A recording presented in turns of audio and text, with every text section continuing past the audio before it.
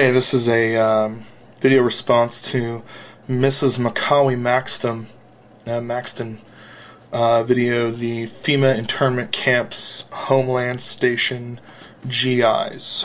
And first I wanted to say, Mrs. Macaulay Maxton, I like your channel. It's great. I'm glad I found you today, and I subscribed, so thanks. Keep putting them out.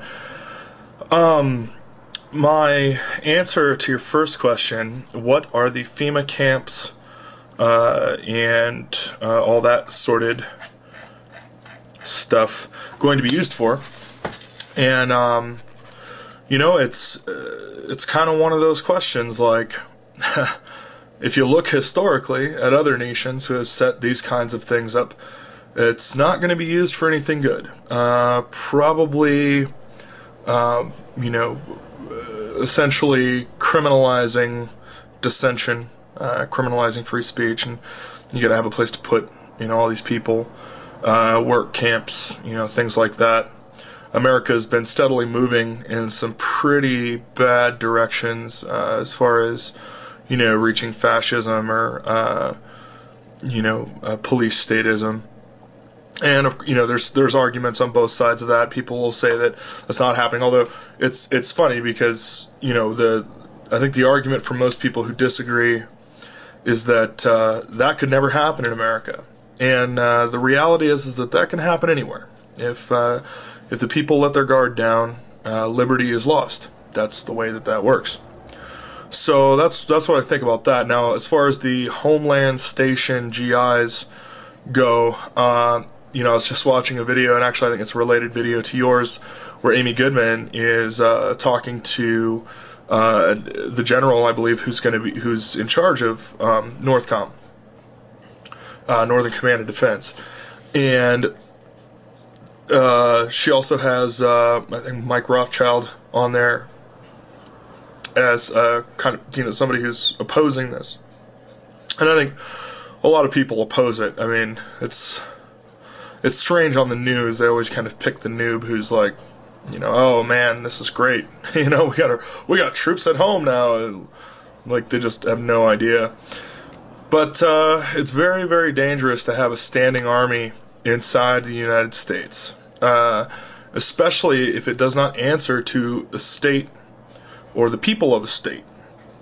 And actually, there is an article in the Constitution which, you know, talks about how a militia is necessary to maintain the freedom of a state. And when you start seeing standing armies inside of the states, the 50 states, that are controlled by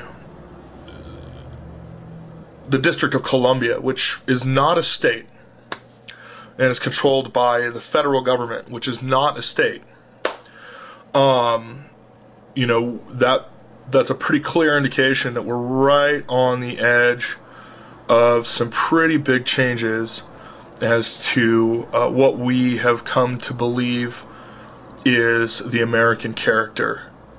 Now, you know, I could be completely wrong, but again, you know, if you look at history, if you're a student of history, if you look at governments and how they operate and where they go, what happens to them over time, we're pretty much seeing a playing out of what occurs towards the end of any empire.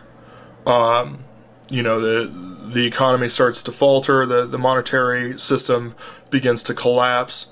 You have, you know, your military is spread out too thin across the world, trying to maintain a large empire, and, you know, obviously the empire drains the resources of the nations that it has invaded, and also of other nations that it's trading with, because it has military might that it's claiming is its, you know, it bears it the right to get better deals, and to borrow money and borrow resources and things like this. And of course, during times like that, you know, when people start to dissent and people start to revolt, and you start to see massive discontent in the populace, the governments always turn to, police state measures. Sometimes it's like, Rome, where you have standing armies, and of course they had problems because the nations that they were empires against, raised armies against Rome. Or you end up with things like Nazi Germany, where, the police state and the secret police, kind of run the people and make sure that nothing changes, irrespective of, how much of a banana republic it's become or how much of a fascist state it's become. Same is true of the Soviet Union. We're also kind of in a really unique time in the sense that access to information by the populace and also by the governments has never been this great. We literally are sharing information at such a high rate of speed and across such a broad terrain that is going to play out very big in what's coming. We the people have an amazing tool and amazing set of weapons at our disposal, just by value of the internet and by access, via cellular networks and wireless networks and things like that. So there's going to be a completely different battlefield, if you will. Of course, the same's true on government side, and you see that a lot. Propaganda being the tool that it is. Well, government's slow, and that's great. That's a very good thing right now, because they're still relying very much on television, and a lot of people who are in the know and who have kind of seen this coming for a while have switched off from television. They don't buy it anymore. They see it for the machine that it is, and they no longer want to be that affected by something that they're not proactively involved in. And so we'll see if the government, ends up making the propaganda tool of the internet and this information access the way that they were able to do with internet and radio. We kind of have a leg up on them as far as that goes, as just the technology people. We're more involved in that, the creation of it and the spreading of it is definitely a citizen-driven expansion of technology.